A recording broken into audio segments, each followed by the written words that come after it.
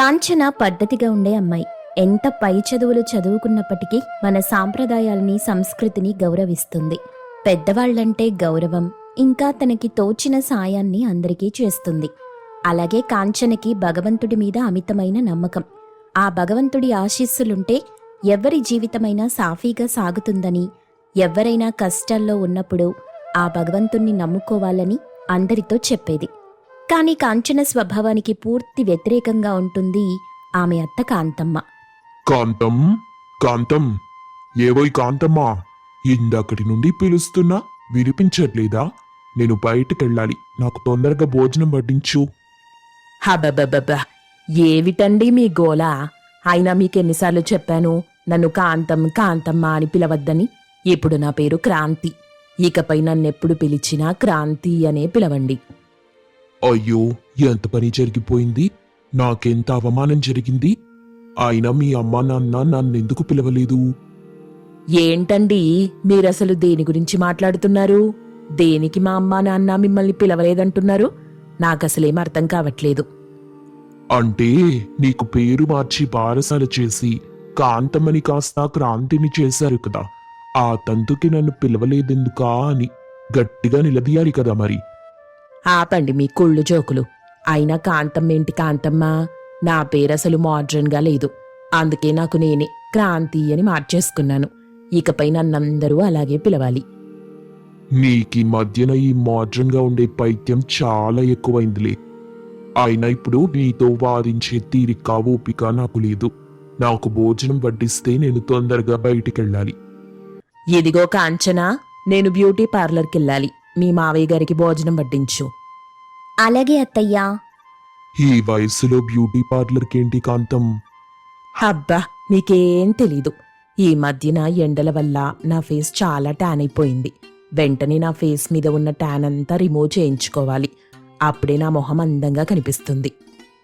జుట్టు నెరిసే వయసులో నీకీ సోకులవసరమా? జుట్టంటే గుర్తొచ్చింది. అలాగే నా హెయిర్కి కూడా కలర్ వేయించుకోవాలి. నాకిప్పటికే చాలా లేట్ అవుతుంది. వెళ్ళొస్తాను. చూసావా కాంచన, మీ అత్తగారు కనీసం భర్తని పట్టించుకోకుండా ఎలా వెళ్ళిపోతుందో? అత్తయ్య గురించి తెలిసిందే కదా మావయ్య, మీరవేం పట్టించుకోకండి. రండి, మీకు భోజనం పెడతాను. మామగారికి భోజనం వడ్డిస్తుంది కాంచన. ఇలా కాంతమ్మ కొంచెం మోడ్రన్గా ఆలోచిస్తూ మోడ్రన్గా ఉండాలనుకుంటుంది. ఒకరోజు కాంతమ్మ, కాంచనా, నీకొక అదిరిపోయే గుడ్ న్యూస్ చెప్తాను. గుడ్ న్యూసా? ఏంటత్తయ్యా అది? నెక్స్ట్ వీక్ నా కొత్త ఫ్రెండ్స్ అంతా టూర్కెళ్తున్నారు. నేను వెళ్దామనుకుంటున్నా. నువ్వు కూడా నాతో రాకూడదు? కలిసి ఎంజాయ్ చెయ్యొచ్చు. ఏంటత్తయ్యా, మీరు మర్చిపోయారా? Next week Sri Rama Navami. మనం ఇంట్లో ఉండే చక్కగా శ్రీరామనవమి జరుపుకోవాలి. ఇలా టూర్లకి వెళ్తే మనమిలా పండగ జరుపుకుంటాం చెప్పండి? నేనస్సలు రాను. మీరు కూడా వెళ్ళొద్దు. మనం ఇంట్లో చక్కగా పూజ చేసుకుందాం. నువ్వేంటి కాంచనా 70 ఏళ్ల ముసలిదానిలా మాట్లాడతావు? నాలా జోష్లో ఉండాలి, ఎంజాయ్ చెయ్యాలి. పండగ పబ్బమని ఇంట్లో కూర్చుంటే ఏమొస్తుంది చెప్పు? పండగలెప్పుడూ వచ్చేవేగా. నా స్నేహితులు టూర్కి ప్లాన్ చేశారు. ఈసారి మనం ఖచ్చితంగా వెళ్దాం. అత్తయ్యా, మీ మాట కాదన్నందుకు ఏమనుకోవద్దు. చిన్నప్పటి నుండి నాకు ప్రతి పండగ ఇంట్లో పద్ధతిగా ఆనందంగా చేసుకోవటమే అలవాటు. అందుకే ఏ పండగని మిస్ అవ్వను. దయచేసి నన్ను బలవంత పెట్టకండి. ఇంత చిన్న వయసులో నీకింత చాదస్తమేంటో. సరే, నువ్వు రాకపోతే రాకపోయావు. నేను మాత్రం టూర్కెళ్ళి ఎంజాయ్ చేస్తాను. ఇప్పటి నుండి బట్టలు సర్దుకుంటే గాని అప్పటికి కుదరదు అని కోడలితో చెప్పి తన గదిలోకెళ్ళిపోయింది. రామచంద్ర ప్రభు, నీ పండగ మా ఇంటిల్లిపాది ఆనందంగా చేసుకోవాలని నేను ఆశపడుతున్నాను. కానీ మా అత్తగారేమో టూర్కి వెళ్ళిపోతానంటున్నారు. ఈ సంవత్సరమైనా అత్తయ్య నేను కలిసి ఈ పూజ చేసేలా నువ్వే చూడాలి స్వామి. ఆ భారమంతా నీపైనే వేస్తున్నాను. నా ఆశ నువ్వే తీర్చాలి అని మనసులో శ్రీరాముణ్ణి వేడుకుంది కాంచన. మరుసటి రోజు పక్కింటి తాయారమ్మ కాంతమ్మ ఇంటికొచ్చింది. కాంతముదినా, కాంతముదినా, ఇదిగో తాయారు. నీకు నన్నలా పిలవద్దని ఎన్నిసార్లు చెప్పాను? ఇప్పుడు నేను పేరు మార్చుకున్నాను. నా పేరు క్రాంతి. ఇకపై నన్ను క్రాంతి వదినానే పిలువు. బావుందమ్మా సంబరం. ఈ వయసులో పేరు మార్చుకోవటం ఏంటి? విడ్డూరం కాకపోతేను. అయినా అవన్నీ నాకెందుకులే, నేనొచ్చిన విషయమేంటో చెప్పేసి పోతాను. అంతలో లోపలి నుండి కాంచన బయటకొచ్చింది. నువ్వా తాయారమ్మ పిన్ని, ఏంటిలా వచ్చావు? ఏం లేదమ్మాయి, మన వీధిలో రామమందిరం ఉంది కదా, ప్రతి ఏడు శ్రీరాముల వారి కళ్యాణం వైభవంగా జరిపిస్తారు. ఈ సంవత్సరం కూడా అలాగే జరిపిద్దామనుకుంటున్నారు. అయినా మీ మావయ్య రామమందిరం కమిటీ మెంబర్ కూడాను. అందుకే రామమందిరం పంతులు గారు మిమ్మల్ని అందరినీ శ్రీరాముల వారి కళ్యాణానికి పట్టాభిషేకానికి పిలవమన్నారు. అంతేకాకుండా మీ మావయ్య అయిన చలపతి గారిని ఆ ఏర్పాట్లలో పాలు పంచుకోమన్నారు. ఆ కబురు చెప్దామని వచ్చాను. అవునా పిన్ని, ఎంత మంచి మాట చెప్పావు. ఎంతో అదృష్టముంటే గాని ఆ రాముల వారి సేవ చేసే భాగ్యం దొరకదు. అలాంటిది మా కుటుంబానికి ఇంత మంచి అవకాశం దొరికింది. తప్పకుండా మేమందరం ఆ రోజు కార్యక్రమంలో పాలు పంచుకుంటాం. ఆగాగు కాంచనా, నువ్వేంటి అసలు ట్రాక్ మీదని ఆగని గూడ్స్ రైలులా ఆపకుండా మాట్లాడేస్తున్నావు? నిన్న నేనేం చెప్పానో గుర్తులేదా? నెక్స్ట్ వీక్ నేను ఊళ్ళో ఉండట్లేదు, మేమందరం వస్తామని చెప్పేస్తున్నావేంటి? నేను నా స్నేహితులతో కలిసి టూర్ ఎంజాయ్ చేయడానికి వెళ్తున్నాను, కాబట్టి ఆ టైంలో నేను రావటం కుదరదు. ఏంటి, ఈ వయసులో ఎంజాయ్ చేయడానికి ట్రిప్కెళ్తున్నావా? అదేం దిక్కుమాలిన టూరు? ఒక వయసొచ్చాక కృష్ణారామ అనుకుంటూ జపం చెయ్యాలి గాని ఇలా టూర్లు గీర్లు తిరగటమేంటి? అయినా వదినా, ఎక్కడైనా ప్రతి ఇంట్లో కోడలిలాంటివి చేస్తే అత్తగారు మందలిస్తుంది. కానీ దీనికి మీ ఇంట్లో పూర్తి వ్యతిరేకం. అత్తిలా తిరుగుతానంటుంటే కోడలు భక్తి శ్రద్ధలతో పూజ చేస్తానంటుంది. ఈ విడ్డూరం నేనెక్కడా చూడలేదమ్మా. విడ్డూరమో గిడ్డూరమో నీకెందుకు? అయినా నువ్వొచ్చిన పని చేసుకుని వెళ్తే బావుంటుంది. అలా కాకుండా మా ఇంటి విషయాల్లో నీ జోక్యమేంటి? పంతులు గారు చెప్పమంది చెప్పేశావుగా, ఇక నువ్వు దయచేస్తే తలుపులేసుకుంటాం. అయ్యో రామా, ఇప్పుడు నేనేమన్నానని ఇంతలా విరుచుకుపడుతున్నావు? అయినా అంతేలే, ఉన్నమాటంటే ఉలుకెక్కువని పెద్దవాళ్ళు ఊరికే అనలేదు సుమి అని మూతి తిప్పుకుంటూ వెళ్ళిపోయింది తాయారమ్మ. ఇలా రోజులు గడుస్తుండగా కాంతమ్మ వెళ్లాల్సిన టూర్ తాలూకా టికెట్స్ సడన్ గా క్యాన్సిల్ అయిపోయాయి. దాంతో కాంతమ్మ ఎంతో నిరుత్సాహపడింది. ఇంట్లో వాళ్లు మాత్రం ఆనందిస్తారు. శ్రీరామనవమి రోజు రానే వచ్చింది. అత్తయ్య, మావయ్య, తొందరగా రండి, నేనన్నీ సిద్ధం చేసేశాను. పూజకి ఆలస్యమైపోతుంది. పూజైన వెంటనే గుడికి కూడా వెళ్ళాలి.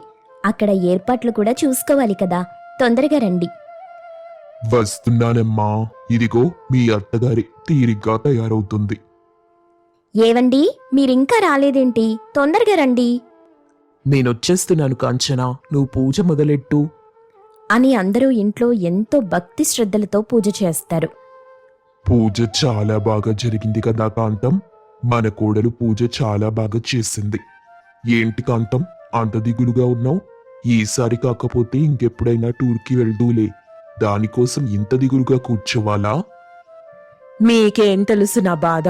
అయినా నా ఫ్రెండ్స్ ఈ మంత్ టికెట్ చేయించకుండా బై మిస్టేక్ నెక్స్ట్ మంత్ చేయించడం ఏంటో అర్థం కావట్లేదు. ఎంతో హ్యాపీగా మేమంతా టూర్కి వెళ్ళుండేవాళ్ళం. కానీ ఇప్పుడు నా ఎంజాయ్మెంట్ అంతా మిస్ అయిపోయింది. లేకపోతే ఈ పాటికి టూర్లో ఎంజాయ్ చేస్తూ ఉండేదాన్ని అని చిరగ్గా అంటుంది. ఇంతలో కాంచన వచ్చింది. అత్తయ్య, మావయ్య, ఏంటిలా కూర్చుండిపోయారు? పదండి గుడికెళ్దాం, అక్కడ కళ్యాణం మొదలైపోతూ ఉంటుంది. నేనెక్కడికి రాను, నా మూడ్ అసలేం బాగోలేదు. అయ్యో అత్తయ్య, అలా అనకండి. అయినా భగవంతుడేదైనా ఒక పని చేశాడంటే ఖచ్చితంగా ఏదో ఒక మంచి కారణమే ఉంటుంది. అలాగే మీరిప్పుడు టూర్కి వెళ్ళకపోవడం కూడా ఏదైనా ఒక మంచి కారణమే అయ్యుండొచ్చు. మీరింకా ఎక్కువ ఆలోచించకండి, నా కోసమైనా గుడికి రండి ప్లీజ్ అని బలవంతంగా కాంతమ్మని గుడికి తీసుకెళ్తుంది కాంచన. రాములవారి కళ్యాణ ఏర్పాట్లు జరుగుతున్నాయి. అంతలో అక్కడికి కాంతమ్మతో టూర్కి వెళ్లాల్సిన ఫ్రెండ్స్ కూడా వస్తారు. వసై కాంతం, నువ్వు బై మిస్టేక్ నేను టికెట్లు నెక్స్ట్ మంత్ బుక్ చేశానని నన్ను తిట్టిన తిట్టు తిట్టకుండా తిట్టావు కదా. కానీ అలా పొరపాటు జరగటం ఎంత మంచిదైందో తెలుసా? ఏంటి, నువ్వు చేసిన పొరపాటుకి నేనెక్కడ తిడతానోనని ఏదో ఒక వంక చెప్పి తప్పించుకుంటున్నావా? లేదు కాంతం, నిజంగానే చెప్తున్నా. మనం టూర్కి వెళ్ళడానికి బుక్ చేసుకోవాలనుకున్నాం కదా, ఆ ట్రైన్ యాక్సిడెంట్ అయింది. దేవుడి దయ వల్ల పొరపాటు జరిగి ట్రైన్లో ఉండకుండా ప్రాణాలు కాపాడుకోగలిగాం. ఆ మాటలకి కాంతమ్మ, కాంచన, మిగిలిన అందరూ కూడా ఆశ్చర్యపోయారు. ఏంటలివేలు నువ్వు చెప్పేది నిజమా? నేను నమ్మలేకపోతున్నాను. ఆ ట్రైన్కి యాక్సిడెంట్ అయిందా? నేను చెప్తుంది నిజమే. కావాలంటే ఇంటికెళ్ళిన తరువాత న్యూస్ చూడు, మొత్తం దాని గురించే చెప్తున్నారు. అమ్మయ్యా, ఎంత ప్రమాదం తప్పింది. చూశారా అత్తయ్య, ఆ భగవంతుడే మిమ్మల్ని ఆ ప్రమాదం నుండి తప్పించి తన సన్నిధికి తీసుకొచ్చారు. ఆయనని నమ్ముకున్న వాళ్ళకెప్పుడూ ఆ భగవంతుడు అన్యాయం చెయ్యడు. ఇదంతా ఆ శ్రీరామచంద్రమూర్తి దయ. అవును కాంతం, నిజంగా నువ్వు ఆ ట్రైన్ ఎక్కుంటే ఈ పాటికి మన కుటుంబం ఎలాంటి దారుణ పరిస్థితిలో ఉండేదో తలచుకుంటేనే భయమేస్తుంది. అవునమ్మా, ఆ దేవుడి దయ వల్ల ఈరోజు మన కుటుంబమంతా సంతోషంగా శ్రీరామచంద్రమూర్తి కళ్యాణాన్ని చూస్తున్నామంటే అంతా ఆ దేవుని మహిమే. అవును, మీరంతా చెప్తుంది నిజమే. నా కోడలు అంత భక్తి శ్రద్ధలతో నాతో పూజ చేసుకోవాలని ఆ భగవంతుణ్ణి కోరుకుంది. తన కోరికని నెరవేర్చి నాకు ప్రాణభిక్ష పెట్టాడు ఆ భగవంతుడు. భగవంతుడా, నా తప్పులన్నీ క్షమించు. ఇక నుండి ప్రతి సంవత్సరం శ్రీరామనవమిని ఎంతో భక్తి శ్రద్ధలతో జరుపుకుంటాం అని అంది. దాంతో ప్రమాదం తప్పినందుకు అందరూ సంతోషించి శ్రీరామచంద్రమూర్తి కళ్యాణం వైభవోపేతంగా జరిపిస్తారు. ఆ తరువాత రాములవారి పట్టాభిషేకం కూడా చేస్తారు. రాములవారి కళ్యాణం స్వయంగా తన కనులతో తిలకించి కాంతమ్మ తన కుటుంబం ఇంతటి అదృష్టాన్ని చేసుకున్నందుకు సంతోషిస్తుంది. సమాజంలో సుశీల లాంటి వాళ్లు కొందరుంటారు. ఎదుటి వాళ్ల ఇల్లు తగలబడుతుంటే ఆ మంటల్లో చలి కాచుకునే రకం. కాంచన చేతిలో దెబ్బతిని కాంతమ్మ ఇంటి నుండి చీత్కరించబడిన సుశీల తన అవమానాన్ని భరించలేకపోయింది. అత్తకోడళ్లు కలిసుండటం ఆమెకి కంటి మీద కునుకు లేకుండా చేస్తుంది. అత్తకోడళ్ల మీద ఎలాగైనా ప్రతీకారం తీర్చుకోవాలని ఆమె ఎదురు చూస్తుంది. సరిగ్గా అదే సమయంలో కాంతమ్మ గారికి ఈసారి నిజంగానే మోకాళ్ల నొప్పి తీవ్రమైంది. వయసు రీత్యా వచ్చే సమస్యలు ఆమెను ఇబ్బంది పెడుతున్నాయి. సుశీలకి ఆ విషయం తెలిసింది. కాంతమ్మ మోకాళ్ల నొప్పులని తన ప్రతీకారానికి అనుకూలంగా మార్చుకోవాలనుకుంది. ఆమె ఫోన్ తీసుకుని తన దూరపు బంధువు చిన్నపాటి దొంగతనాలు మోసాలు చేసే గురుమూర్తికి ఫోన్ చేసింది.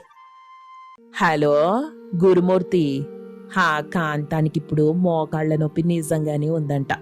నువ్వొక నాటు వైద్యుడిలా వేషం కట్టి కాంతం ఇంటికెళ్ళు. నొప్పులు తగ్గడానికి మందని చెప్పి నేనిచ్చిన మందు సీసా ఆమెతో తాగించు. ఇది తాగితే చనిపోదు గాని లోపల అవయవాలు దెబ్బతింటాయి. అప్పుడు ఆ కోడలు ఏం చేస్తుందో చూద్దాం. అమ్మో సుశీలక్క, నాకేం భయం లేదు గాని ఆ కాంతమ్మ నన్ను దొంగనాటు వైద్యుడని గుర్తుపడితే పోలీసులకు చెప్తే గొడవ అవుతుందేమో. అలా ఏం కాదు, నువ్వు భయపడకు. అది నాటుమందని బాగా పనిచేస్తుందని చెప్పు. ఆ కోడలింట్లో లేని సమయం చూసెళ్ళు. ఆ కాంతం ఒక్కతే ఉన్నప్పుడు పని సులభం అవుతుంది. నీకు చెప్పినంత డబ్బు ముడుతుంది. మరుసటి రోజు మధ్యాహ్నం రవి ఆఫీస్కెళ్లాడు. రాఘవయ్య గారు ఎరువుల షాప్ దగ్గరికి వెళ్లారు. కాంచన కూరగాయల కోసం మార్కెట్కెళ్ళింది. ఇంట్లో కాంతమ్మ గారు ఒక్కరే ఉన్నారు. నొప్పి భరించలేక సోఫాలో పడుకుని గట్టిగా మూలుగుతున్నారు. సరిగ్గా అప్పుడే గురుమూర్తి ఒక సంచి తగిలించుకుని లోపలికొచ్చాడు. ఈ ఇంట్లో ఎవరైనా ఉన్నారా? ఒక రోగి తాలూకు ఆర్తనాదం నా చెవికి వినిపిస్తోంది. ఎవరయ్యా మీరు? లోపలికెలా వచ్చారు? నేను నాటు వైద్యున్నమ్మా. నొప్పులు హరించే తైలం తీసుకొచ్చాను. మీ పక్క వీధిలో ఉన్న సుబ్బయ్య గారు చెప్పారు కాంతమ్మ గారికి మోకాళ్ల నొప్పి తీవ్రంగా ఉందని. అందుకే మీ ఇంటికొచ్చాను. సుబ్బయ్య గారు చెప్పారా? అవునయ్యా, ఈ నొప్పి భరించలేకపోతున్నాను. మా కోడలు డాక్టర్ దగ్గరికి తీసుకెళ్తానంది. కానీ ఇప్పుడు ఇవన్నీ ఖర్చులెందుకని వద్దన్నాను. ఇంతకీ మీ దగ్గర మందుందా? ఇదిగోండమ్మా, ఇది మామూలు మందు కాదు. ఇది తాగిన కొన్ని గంటల్లోనే మీ మోకాళ్లలో ఉన్న నొప్పి గాల్లో కలిసిపోతుంది. మీరు మళ్ళీ పరుగు పందెంలో పాల్గొనొచ్చు. నిజమా? ఎంత అదృష్టం! దీన్నెలా వాడాలి? ఏం లేదు, ఈ సీసాలో ఉన్న ద్రవాన్ని ఒక్కసారిగా తాగేయాలి. మళ్ళీ రేపటిదాకా ఏం తినకూడదు. ఇదిగో తీసుకో. దీనికి డబ్బెంతివ్వాలి స్వామి? డబ్బు నాకెందుకమ్మా, నేను ఉచిత సేవ చేస్తాను. నీ ఆరోగ్యం బాగుంటే చాలు. నేను వెళ్తున్నాను. మీకు ధన్యవాదాలు డాక్టర్ గారు. అతను వెళ్ళగానే కాంతమ్మ గారు ఏమాత్రం ఆలోచించకుండా ఆ సీసాలోని ద్రవాన్ని గటగటా తాగేశారు. తాగుతున్నప్పుడు కొంచెం ఘాటుగా అనిపించినా మోకాళ్ల నొప్పి తగ్గుతుందన్న ఆశతో మొత్తం ఖాళీ చేశారు. కానీ 5 నిమిషాలు గడవక ముందే ఆమె కడుపులో అగ్నిపర్వతం బద్దలైనట్టు మంట మొదలైంది. కళ్ళు తిరగటం, వాంతులవటం మొదలయ్యాయి. అమ్మో బాబోయ్, ఏంటిది? కడుపులో నిప్పులు పోసినట్టుంది. కాంచనా, ఓ కాంచనా, ఎక్కడున్నావే తల్లి, కాపాడే. సరిగ్గా అదే సమయంలో కాంచన మార్కెట్ నుండి తిరిగొచ్చింది. ఇంట్లో నుండి వినిపిస్తున్న అరుపులు విని కంగారుగా లోపలికి పరుగెత్తింది. అక్కడ కాంతమ్మ గారు నీళ్ల మీద పడి దొర్లుతూ నోటి నుండి నురగ కక్కుతూ కనిపించారు. అత్తమ్మగారు, ఏమైంది? ఏంటిలా పడిపోయారు? మాట్లాడండి అత్తమ్మగారు. కాంచనా, ఆ నాటు వైద్యుడు ఏదో మందిచ్చాడు. అది తాగగానే అంత చీకటైపోతుంది, ప్రాణం పోతుంది తల్లి. ఏనాటు వైద్యుడు? ఏమందు? బాబోయ్, తొందరగా హాస్పిటల్కి వెళ్ళాలి. కాంచన వెంటనే రవికి, రాఘవయ్య గారికి ఫోన్ చేసి పిలిపించింది. అందరూ కలిసి కాంతమ్మ గారిని దగ్గరలోని పెద్ద హాస్పిటల్కి తీసుకెళ్లారు. ఎమర్జెన్సీ వార్డులోకి తీసుకెళ్లిన గంట వరకు డాక్టర్లు బయటకి రాలేదు. రాఘవయ్య గారు తలపట్టుకుని ఏడుస్తున్నారు. రవి అటూ ఇటూ తిరుగుతూ టెన్షన్ పడుతున్నాడు. కాంచన మాత్రం గది కిటికీలో నుండి లోపల జరుగుతున్న చికిత్సను ఆందోళనగా చూస్తోంది. చివరకు డాక్టర్ బయటకొచ్చారు. ఆయన ముఖం చాలా గంభీరంగా ఉంది. డాక్టర్ గారు, మా కాంతం ఎలా ఉంది? ప్రాణానికి ఏం భయం లేదు కదా? చూడండి రాఘవయ్య గారు, పరిస్థితి చాలా విషమంగా ఉంది. ఆమె ఏదో విషపూరితమైన నాటుమందు తాగింది. అది నేరుగా ఆమె లివర్ మీద దాడి చేసింది. ఆమె లివర్ పూర్తిగా పని చేయకుండా పోయింది. లివర్ ఫెయిల్యూర్ వల్ల ఆమె శరీరంలోని ఇతర అవయవాలు కూడా దెబ్బతినే అవకాశం ఉంది. మరిప్పుడు ఏం చేయాలి డాక్టర్? ఏదైనా మందిస్తే తగ్గదా? మందులతో తగ్గే పరిస్థితి దాటిపోయింది రవి. ఆమెని బ్రతికించాలంటే ఉన్న ఏకైక మార్గం లివర్ ట్రాన్స్ప్లాంటేషన్. మరో 24 గంటల్లో ఆమెకి సరిపడే లివర్ దొరికితేనే ఆమె ప్రాణాలు నిలుస్తాయి. లేదంటే... అయ్యో భగవంతుడా, ఇంత కష్టం మాకెందుకు ఇచ్చావు తండ్రి? లివర్ ఎక్కడ దొరుకుతుంది డాక్టర్? మేమెంత డబ్బైనా ఇస్తాం. డబ్బు ముఖ్యం కాదు. ఆమెది చాలా అరుదైన ఏ నెగిటివ్ బ్లడ్ గ్రూప్. ఈ గ్రూప్ ఉన్న లివర్ డోనర్ దొరకడం చాలా కష్టం. హాస్పిటల్ డేటాలో వెతుకుతున్నాం, కానీ దొరకటం లేదు. మీ కుటుంబంలో ఎవరికైనా అదే బ్లడ్ గ్రూప్ ఉందా? నాది ఓ పాజిటివ్ డాక్టర్. నాది ఓ పాజిటివే. డాక్టర్, నాది ఏ నెగిటివ్. మా అత్తమ్మ గారితో నా బ్లడ్ గ్రూప్ మ్యాచ్ అవుతుంది. నా లివర్ తీసుకోండి, ఎలాగైనా ఆమెని కాపాడండి. డాక్టర్ కాంచన వైపు ఆశ్చర్యంగా చూశారు. ఒక కోడలు తన అత్తగారి కోసం లివర్ ఇవ్వడానికి అంత తొందరగా సిద్ధపడటం ఆయన కెరియర్లోనే చూడలేదు. ఆయన కాంచనని విడిగా తన క్యాబిన్లోకి పిలిచారు. చూడండి కాంచన గారు, మీరు లివర్ ఇవ్వడానికి సిద్ధంగా ఉన్నందుకు నాకు సంతోషంగానే ఉంది. కానీ ఒక డాక్టర్గా మీకు ఒక విషయం చెప్పాలి. మీ ఆరోగ్య స్థితి దృష్ట్యా ఇప్పుడు మీరు లివర్ డొనేట్ చేస్తే భవిష్యత్తులో మీకు గర్భం దాల్చే అవకాశాలు, అంటే పిల్లలు పుట్టే అవకాశాలు చాలా తక్కువగా ఉంటాయి. మీ శరీరం ఆ ఒత్తిడిని తట్టుకోలేకపోవచ్చు. మీరొకసారి మీ భర్తతో, మావయ్య గారితో ఆలోచించి నిర్ణయం తీసుకోండి. ఇది మీ జీవితాంతం ఉండే సమస్య. కాంచన కళ్ళలో నీళ్లు తిరుగుతున్నా గొంతులో గంభీరతతో, డాక్టర్ గారు, భవిష్యత్తులో పుట్టబోయే పిల్లల కోసం ఇప్పుడు నా కళ్ళ ముందే చనిపోతున్న మా అత్తమ్మ ప్రాణాన్ని వదులుకోలేను. మా అత్తమ్మే నాకు అమ్మ. అమ్మలేని ఇంట్లో పిల్లలు పుట్టినా వాళ్ళకి బామ్మగారి ప్రేమ ఎవరు పంచుతారు?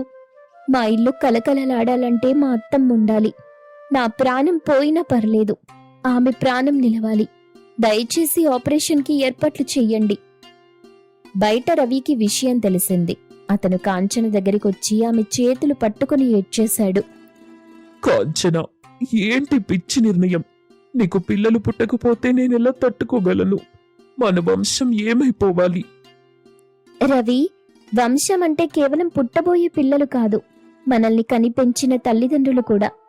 అత్తమ్మగారు ఆ రోజు చేసిన నాటకాల వెనుక కూడా నా మీదున్న అపార్థమే తప్ప కపటం లేదు. ఆవిడ మళ్ళీ ఇంటికొచ్చి నన్ను తిట్టాలి, అప్పుడే నాకు తృప్తి. ప్లీజ్ రవి, నన్ను అడ్డుకోకండి. మీరు నాకు సపోర్ట్గా ఉండాలి. కాంచన, నువ్వు మనిషివి కావమ్మా, దేవతవి. నీలాంటి కోడలు మా ఇంటికి రావటం మేం చేసుకున్న అదృష్టం. నీ త్యాగానికి మేమే రూపంలోనూ రుణం తీర్చుకోలేం. ఆపరేషన్ థియేటర్లోకి కాంచనని కాంతమ్మ గారిని తీసుకెళ్లారు. 10 గంటల పాటు సాగిన ఆ సుదీర్ఘ శస్త్రచికిత్స బయట ఉన్న వాళ్లకి 10 ఏళ్లలా అనిపించింది. మరోవైపు రవి ఊరుకోలేదు. ఇంటి దగ్గర ఉన్న సీసీ కెమెరా ఫుటేజ్ని పోలీసుల సాయంతో చెక్ చేశాడు. అందులో గురుమూర్తి, అతని వెనుక ఉన్న సుశీల కార్ నంబర్ స్పష్టంగా కనిపించాయి. పోలీసులు వెంటనే రంగంలోకి దిగి సుశీలని, గురుమూర్తిని అరెస్ట్ చేశారు. జైలు ఊచలు లెక్కపెడుతున్న సుశీలకి తన కుతంత్రం తననే ఎలా బలి తీసుకుందో అర్థమైంది. హాస్పిటల్లో ఆపరేషన్ ముగిసింది. డాక్టర్ బయటకొచ్చి ఆపరేషన్ సక్సెస్ అని చెప్పారు. 2 రోజుల తరువాత కాంతమ్మ గారికి స్పృహొచ్చింది. పక్కనే బెడ్ మీద తెల్లగా నీరసంగా ఉన్న కాంచనని చూసింది. రాఘవయ్య గారు కాంచన చేసిన త్యాగం గురించి వివరించారు. కాంతమ్మ కళ్లలో నుండి దారగా నీళ్లు కారుతుండగా వణుకుతున్న గొంతుతో, కాంచన, ఏంటే ఇదంతా? నా ప్రాణం కోసం నీ జీవితాన్ని పనంగా పెడతావా? నేను నిన్నెన్ని మాటలన్నాను. నీతో ఎన్నో నాటకాలాడాను. నన్నెందుకు బ్రతికించావే తల్లి? అత్తమ్మగారు, ఏంటలా ఏడుస్తున్నారు? ఇప్పుడు మీ శరీరంలో నా లివర్ ఉంది. అంటే ఇక నుండి మీరు నా మాట ఇంకా బాగా వినాలన్నమాట. నాకెదురు మాట్లాడితే నా లివర్ మీకు నొప్పి పుట్టిస్తుంది, జాగ్రత్త. నువ్వు కోడలివి కాదు, నా అమ్మవి తల్లి. పునర్జన్మకి కారణమైన నా కన్న తల్లివి. సుశీల మాటలు విని నిన్ను పరాయిదానిలా చూశాను.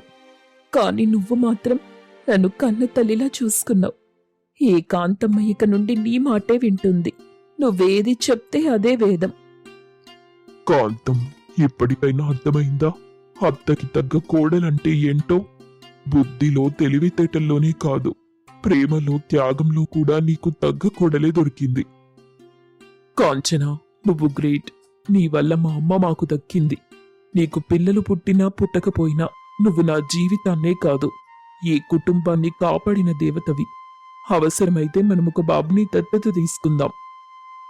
కాని భగవంతుడి లెక్కలు వేరుగా ఉంటాయి. నిస్వార్థమైన త్యాగం ఎప్పుడూ వృధా పోదు. కొన్ని నెలల తరువాత హాస్పిటల్ నుండి డిశ్చార్జ్ అయి ఇంటికొచ్చిన కాంచనకి ఒక వింతైన అలసట, వాంతులు మొదలయ్యాయి. డాక్టర్లు చెప్పిన దానికి భిన్నంగా కాంచన గర్భవతి అయిందన్న వార్త తెలిసింది. ఆ వార్త వినగానే రాఘవయ్య గారు, రవి ఆనందంతో గంతులేశారు. కాంతమ్మ గారైతే ఊరంతా మిఠాయిలు పంచారు. చూసారా అండి, నా కోడలు చేసిన త్యాగానికి ఆ దేవుడే మెచ్చి వరమిచ్చాడు. ఇంటికి వారసుడొస్తున్నాడు. ఇక నా కోడల్ని నేను మహారాణిలా చూసుకుంటాను. అత్తమ్మగారు, వారసుడొస్తే వాడు నా మాట వింటాడో లేదో తెలీదు గాని మీ మాట మాత్రం ఖచ్చితంగా వింటాడు. ఎందుకంటే వాడికి కథలు చెప్పే బామ్మగారు మీరు కదా. అవును తల్లి, వాడికి మన అత్త కోడళ్ల కథే చెప్తాను. ఎలా నా కోడలు తన తెలివితేటలతో అత్తమ్మని దారికి తెచ్చిందో, ఎలా తన ప్రేమతో అత్తమ్మ ప్రాణాల్ని కాపాడిందో ప్రతిరోజు చెప్తాను. మన కథ ఈ తరానికి ఒక పాఠం కావాలి. అత్త కోడళ్ల మధ్య యుద్ధంతో మొదలైన ఈ ప్రయాణం ఒక గొప్ప ఆత్మీయ అనుబంధంతో ముగిసింది. అత్తంటే కేవలం ఆజ్ఞలు వేసే ఆవిడ కాదని, కోడలంటే కేవలం పనులు చేసే పిల్ల కాదని, ఒకరినొకరు అర్థం చేసుకుంటే ఆ బంధం అమ్మా కూతుర్ల బంధం కంటే మిన్నగా ఉంటుందని ఈ కథ నిరూపించింది.